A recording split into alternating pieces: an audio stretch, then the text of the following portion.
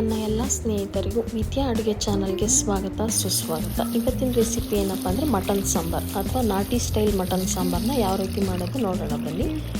ಮೊದಲಿಗೆ ನಾವಿಲ್ಲಿ 1 kg ಮಟನನ್ನು ತೊಗೊಂಡಿದ್ದೀವಿ. ಅದನ್ನು ನೀಟಾಗಿ ತೊಳೆದುಬಿಟ್ಟು ಎತ್ತಿಟ್ಕೊಂಡ್ಬಿಡೋಣ. ನೆಕ್ಸ್ಟ್ ಮಸಾಲೆಯನ್ನು ರೆಡಿ ಮಾಡ್ಕೊಳ್ಳೋಣ. ಒಂದು ಮಿಕ್ಸಿ ಜಾರ್ಗೆ 8ರಿಂದ 10 ಎಸಳು ಬೆಳ್ಳುಳ್ಳಿ, 4ರಿಂದ 5 ಶುಂಠಿ, 1 ಈರುಳ್ಳಿ, ಅರ್ಧ ಟೀ ಸ್ಪೂನ್ ಅರಿಶಿನ ಪುಡಿ ಹಾಕ್ಬಿಟ್ಟು ನುಣ್ಣಗೆ ಗ್ರೈಂಡ್ ಮಾಡ್ಕೊಂಬರೋಣ.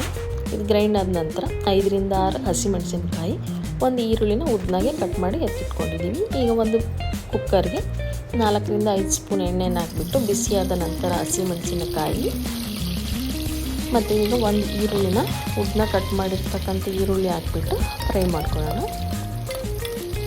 ಈರುಳ್ಳಿ ಮತ್ತು ಮೆಣಸಿನ್ಕಾಯಿ ಫುಲ್ ಫ್ರೈ ಆಗೋವರೆಗೂ ಫ್ರೈ ಮಾಡ್ಕೊಳ್ಳೋಣ. ಇದು ಫ್ರೈ ಆದ ನಂತರ ಈಗ ಇದಕ್ಕೆ ಮಟನನ್ನು ಸೇರಿಸ್ಕೊಳ್ತಾ ಇದ್ದೀವಿ. ಮಟನ್ ಹಾಕ್ಬಿಟ್ಟು ನೀಟಾಗಿ ಒಗ್ಗರಣೆ ಜೊತೆ ತಿರುಗಿಸ್ತಾ ಫ್ರೈ ಮಾಡ್ಕೊಳ್ತಾ ಹೋಗೋಣ.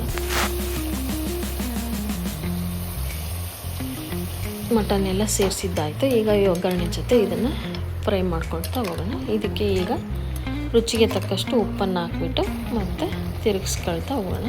ಮತ್ತು ಈಗ ಇದಕ್ಕೆ ಆವಾಗಲೇ ರುಬ್ಬಿಟ್ಟಿರ್ತಕ್ಕಂಥ ಮಸಾಲೆಯನ್ನು ಹಾಕ್ತಾಯಿದ್ದೀನಿ. ಅದನ್ನು ಹಾಕ್ಬಿಟ್ಟು ನೀಟಾಗಿ ಮಟನ್ ಜೊತೆ ಮಸಾಲೆನ ಫ್ರೈ ಆಗೋ ಥರ ಮಿಕ್ಸ್ ಮಾಡ್ಕೊಳ್ಳೋಣ. ಈಗ ಇದಕ್ಕೆ ಅರ್ಧ ಟೀ ಸ್ಪೂನಷ್ಟು ಅಚ್ಚಕಾರದ ಪುಡಿಯನ್ನು ಹಾಕ್ಕೊಳ್ತಾ ಇದ್ದೀವಿ. ಅಚ್ಚಕಾರದ ಪುಡಿಯನ್ನು ಹಾಕ್ಬಿಟ್ಟು ನೀಟಾಗಿ ಮಟನ್ ಜೊತೆ ಮಿಕ್ಸ್ ಮಾಡೋಣ. ಈಗ ಈ ಮಟನ್ ಬೇಯಲಿಕ್ಕೆ ಎಷ್ಟು ನೀರು ಬೇಕೋ ಅಷ್ಟನ್ನು ಹಾಕ್ಬಿಟ್ಟು ಕುಕ್ಕರ್ ಲಿಡ್ಡನ್ನು ಕ್ಲೋಸ್ ಮಾಡೋಣ. 5ರಿಂದ 6 ವಿಷಲ್ ಕೂಗಿಸ್ಕೊಳ್ಳೋಣ. ಇದಿಷ್ಟು ವಿಷಲ್ ಬರೋ ಅಷ್ಟರಲ್ಲಿ ನಾವು ನೆಕ್ಸ್ಟ್ ಇನ್ನೊಂದು ಮಸಾಲೆಯನ್ನು ರೆಡಿ ಮಾಡ್ಕೊಂಡು ಬರೋಣ. ಈಗ ಒಂದು ಪ್ಯಾನ್ಗೆ ಚಕ್ಕೆ, ಏಲಕ್ಕಿ, ಲವಂಗ, ಧನಿಯಾ ಹಾಕ್ಬಿಟ್ಟು ಸ್ವಲ್ಪ ಬಿಸಿ ಮಾಡ್ಕೊಳ್ಳೋಣ. ಮತ್ತು ಈಗ ಒಂದು ಮಿಕ್ಸಿ ಜಾರ್ಗೆ 1 ಬೌಲ್ ಹಸಿ ತೆಂಗಿನಕಾಯಿ, ಆವಾಗಲೇ ಬಿಸಿ ಮಾಡಿರ್ತಕ್ಕಂಥ ಮಸಾಲೆ ಮತ್ತು 6ರಿಂದ 7 ಬಾದಾಮಿ ಬೀಜ, ನೆನೆಸಿಟ್ಟಿರ್ತಕ್ಕಂಥ ಬಾದಾಮಿ ಬೀಜ ಹಾಕಿ, ಅರ್ಧ ಟೊಮೊಟೊ, 1 ಇಡಿ ಕೊತ್ತಂಬರಿ ಸೊಪ್ಪು, 1 ಇಡಿ ಪುದೀನ ಸೊಪ್ಪನ್ನು ಹಾಕ್ಬಿಟ್ಟು ಗ್ರೈಂಡ್ ಮಾಡ್ಕೊಂಬರೋಣ. ವಿಷಲ್ ಬಂದಾಯಿತು ನೋಡಿ, ಇಲ್ಲಿ ಮಟನ್ ಬೆಂದಾಗಿದೆ. ಈಗ ಇದಕ್ಕೆ ಈಗ ರುಬ್ಬಿರ್ತಕ್ಕಂಥ ಮಸಾಲೆಯನ್ನು ಸೇರಿಸ್ಕೊಳ್ತಾ ಇದ್ದೀವಿ. 3/4 ಭಾಗ ಮಟನ್ ಬೆಂದೋಗಿದೆ. ಈಗ ಈ ಮಸಾಲೆಯನ್ನು ಹಾಕ್ಬಿಟ್ಟು ಮಿಕ್ಸ್ ಮಾಡಿಕೊಂಡು ತಿರುಗಿಸ್ಕೊಳ್ತಾ ಹೋಗೋಣ.